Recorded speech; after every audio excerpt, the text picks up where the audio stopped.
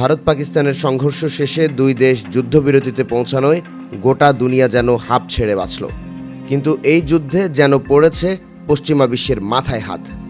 ফ্রান্সের গর্ব, ভারতের ভরসা, 3টি রাফাল যুদ্ধবিমানকে কেমন মুহূর্তের মধ্যেই খান খান করে দিল চীনের তৈরি PL-15E। আর এতে রীতিমতো হুঁশিয়ার হয়ে গেছে যুক্তরাষ্ট্র। তাই গোটা ইন্দো প্যাসিফিক এলাকায় রীতিমতো তড়িঘড়ি করে হিমরাজ মোতায়েন করছে যুক্তরাষ্ট্র। অত্যাধুনিক এ মোবাইল রকেট সিস্টেম আনার মধ্য দিয়ে কি ইন্দো প্যাসিফিকে ক্ষমতা বাড়াতে চাচ্ছে আমেরিকা? এরই মধ্যে ইউক্রেনের ভরসা হয়ে ওঠা ক্ষিপ্র গতির high mobile artillery rocket system বা হিমরাজ হচ্ছে যুক্তরাষ্ট্রের তৈরি একটি উচ্চ গতিসম্পন্ন দূরপাল্লার ক্ষেপণাস্ত্র ব্যবস্থা, যাকে বর্তমানে বিশ্বের অন্যতম ভয়ঙ্কর ভূমিভিত্তিক দূরপাল্লার রকেট সিস্টেম হিসেবে ধরা হচ্ছে। যুক্তরাষ্ট্রের দ্বিমাসিক ম্যাগাজিন ন্যাশনাল ইন্টারেস্ট বলছে 87 কিলোমিটার দূর পর্যন্ত রকেট ছুড়ে আঘাত করতে পারা এই মোবাইল রকেট সিস্টেমের স্ট্যান্ডার্ড লোড আউটে থাকা 6টা গাইডেড রকেট, যেগুলো একসাথে লঞ্চ করা যায়।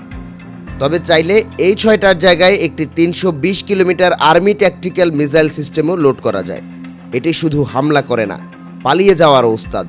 অনেকটা এক ঝটকায় হাজির হয় যুদ্ধক্ষেত্রে, কাজ শেষ করে মুহূর্তে বদলে ফেলে অবস্থান। প্রয়োজনে সুপার হারকিউলিস এয়ারক্রাফটের মধ্য দিয়েও এক জায়গা থেকে অন্য জায়গায় পাঠানো সম্ভব। একে খুব দ্রুত এবং সহজ স্থান পরিবর্তন এবং দূর থেকে শত্রুপক্ষের অবস্থানে রকেট নিক্ষেপ করতে পারে। সাধারণত 5 টন ওজনের ট্রাকের উপর বসানো থাকে এই অস্ত্র ব্যবস্থাটি। ফলে পাহাড়ি অঞ্চল, জঙ্গল, দ্বীপ প্রতিরক্ষা, এমনকি শহরের ভেতর দিয়েও অনায়াসে চলাফেরা করতে পারে। যুদ্ধক্ষেত্রে দ্রুত প্রতিক্রিয়া ও জায়গা পরিবর্তনের জন্য খুবই কার্যকর। যুক্তরাষ্ট্র ইতোমধ্যেই ইউক্রেনকে প্রায় 40টি হিমরাজ সরবরাহ করেছে, যেগুলোর বেশিরভাগই রণভাগে সক্রিয়। ইন্দো প্যাসিফিক অঞ্চলে যুক্তরাষ্ট্র যখন হিমরাজ মোতায়েন করছে, তখন কিন্তু বসে নেই চীনও।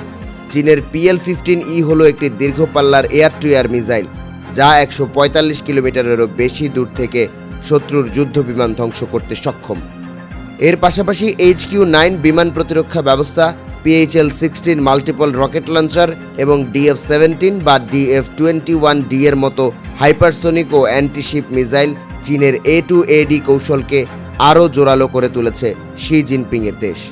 ফলে ইন্দো প্যাসিফিক অঞ্চলে চীনকে টেক্কা দেয়া খুব একটা সহজ হবে না বলেই মনে করছেন সমরবিদরা।